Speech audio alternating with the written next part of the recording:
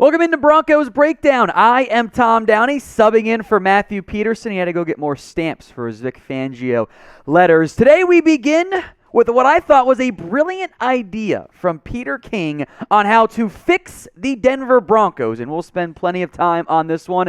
A three-step-ish plan. Step number one, which is kind of cheating because there's multiple steps here. Fire Vic Fangio, hire Nathaniel Hackett, the current Green Bay Packers offensive coordinator. Okay, I could get on board with that one. Step number two, sign Davante Adams. You had my curiosity earlier, now you have my attention. And step number three, trade for Aaron Rodgers. And all that combines to step number four, which is profit. I'm all in on this particular idea. You're bringing in Davante Adams, you're bringing in Aaron Rodgers, and just like that, Denver is, I believe, one of the Super Bowl favorites and at minimum contenders if you make that work. And we'll come back to this more in depth, break down each of the steps there. But do you want Aaron Rodgers on the Broncos? I think you should. He's the best quarterback you've had in quite some time, and he's way better, even though he's older, than the Drew Lock, Teddy Bridgewater combination. So I say yes, but I want you guys to speak with your votes. Hit the like button right now here on YouTube. All right, let's go player by player / coach step, whatever phrase you want to use there. Aaron Rodgers is the number one target for the Denver Broncos. Once the Packers season wraps up, if I'm GM George Paton, I'm literally calling the Packers every single day about, hey, can we have Aaron Rodgers? Can we get Aaron Rodgers? Let's make this happen, because Rodgers to Denver, who that has been a long-linked, long-rumored potential idea, is the best possible move I'd argue almost any team could make in this offseason. Now, Peter King, unlike some of the other national people, which I don't always like some of their ideas, went a step beyond and put together a trade package to acquire Aaron Rodgers. Denver gets the quarterback. Packers get 2 first-round picks, a 4th-round pick, and wide receiver Jerry Jeudy. Now, I'm always like, do you want to trade Jeudy? But as part of this deal, remember, you're signing Davante Adams with some of your cap space, so, I mean, you're getting better at receiver by getting Davante Adams. And no slight to Jerry Jeudy, like, what's the chance he's ever as good as Davante Adams? It's not that high, so get the sure thing. Give up the other receiver to get the franchise quarterback. Boom, you're a contender. So would you guys do this type of move? Give up all those draft picks, the receiver, and then go sign Adams and go trade for Rodgers? Would you do it? Y for yes, N for no. We'll spend some more time on the Adams and Hackett side here in a second, but I want you guys to head down to the pinned comment and type your responses for me. Y for yes, N for no. I almost went Y for yes, H for hell yes, but I figured we'll make it a true democracy this time around. The answer should be an easy yes, though. It's Aaron Rodgers. It's Davante Adams. You upgrade at receiver, and then you trade 2 first-round picks and a 4th-round pick to get better substantially at quarterback. You go from a top 30, 25, 20 on a good day quarterback combo for a top 3, 2 guy. Like, that's kind of a no-brainer, I think, if you're the Denver Broncos. And Davante Adams, who, yes, is getting a little bit older, and yeah, you could run into an issue of 4 years from now. Well, maybe you don't feel great about those contracts. Doesn't matter if you're competing and winning a Super Bowl. Adams this year is, again, over 1,000 yards, 10 touchdowns, 106 receptions. The dude is an awesome football player. Yeah, he might cost you $20+ million a year in the open market.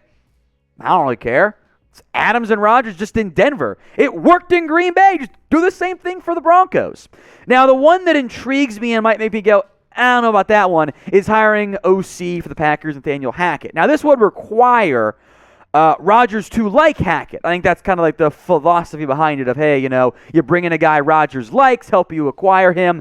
He doesn't call the plays in Green Bay. That stuff always worries me. He's called plays before in the past, though, which helps me feel better about that situation. I think he's quite well regarded by the NFL, which sometimes they're right, sometimes they're wrong. But if that is the deciding factor in you getting Aaron Rodgers or not, I'm okay with it. I think that would be a fine move, because if it doesn't work out, you just fire the guy anyway. Now, today's show is powered by our sportsbook partner, BetUS, and we're bringing back a special deal for you guys for a limited time only. If you want a free Broncos jersey, follow these steps. Step number 1, head over to chatsports.com/bet. That takes you right into the BetUS site. Use promo code Broncos125. You must sign up and deposit at least $100 to get in on this deal. That gets you the 125% deposit bonus and a Broncos jersey. Now, we've got Bradley Chubb ones. We have full Chubbs available right now at through our friends over at Fanatics. I couldn't resist doing the Chubb joke. I'm sorry. It wasn't that good of a one. But supplies are limited right now on other players, like a Jerry Jeudy, for example, other guys as well.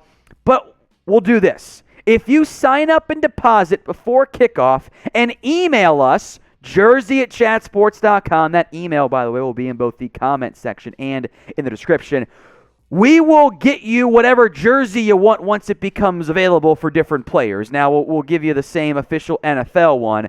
You're not going to get the super high-end autographed $350 one. No, come on now. But other players, Jeudy, etc., once those become available, we'll take care of you guys. Email us, jersey@chatsports.com, if you want in on this deal. All right, away from the rumors to the news now for the Denver Broncos. Drew Lock is going to start again against the Los Angeles Chargers. Teddy Bridgewater is still dealing with that fairly, I think, severe concussion. Didn't look very good. Look, Lock's numbers against the Chargers were, but I don't know how much that you can blame on Lock. I thought that offense with the drops and the lack of a ground game and the overall game plan was, to be blunt, shit. I thought it was a really bad job by the coaching staff. 15 of 22, 153, avoided the mistakes. The numbers would have looked better if they had allowed him to, A, air it out more downfield like he can do, and if his receivers didn't drop nearly as many passes. But I don't think it should inspire great confidence in you that Drew Lock's the guy. He's had a little bit of experience this year because of injuries. Sub 60% completion rate, 380 yards, and we'll say 2.5 games basically. Touchdown, 2 interceptions. It's just not that good. So can Drew Lock be the guy, the franchise guy at quarterback?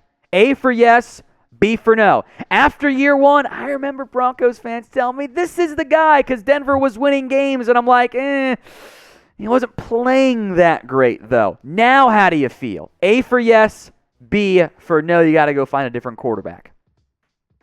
I don't think he's the guy. Sorry. I think he's an NFL quarterback, don't get me wrong. I do think that he can hang around the NFL for several years to come. But we've seen 19 career starts from Drew Lock. Meh. A lot of turnovers. 20 interceptions. I didn't include fumbles in there. He's a sub 60% completion guy.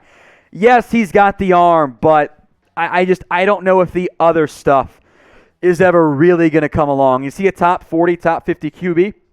Yeah, he'll be around the NFL. Is he your franchise guy? No, I don't think he is. Now, if you want more free Denver Broncos videos all season and off-season long, boy, have you guys come to the right spot. Hit that big red button and subscribe because we're free here at Chat Sports and always will be. Back to quarterback trades. Yes.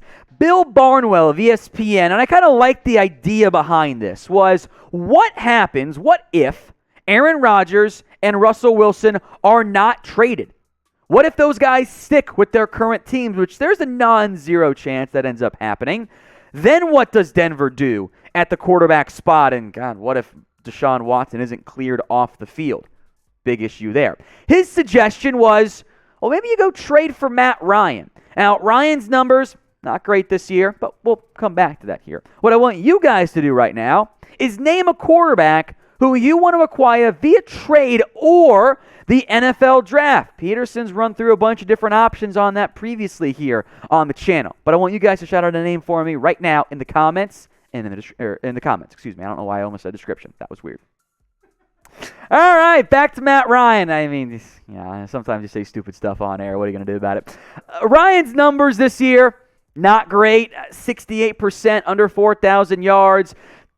He'll probably finish with over 20 touchdowns. I'll make this point, though. The Falcons' offensive line, in a word, cheeks. The receiving corps, especially with no Calvin Ridley, also cheeks. Just not very good. You put him in Denver, even though he's aging, thinking closer to top 15, top 10 quarterback Matt Ryan than whatever this has been this season for a bad Falcons offense. In the end, the theme is pretty clear, right? You got to go get a quarterback. I think, though, this overall roster is not far away from being able to compete and win big in the postseason. But the quarterback position is holding them back right now. If you can get an Aaron Rodgers or another big name, I think that makes Denver a very dangerous team next year.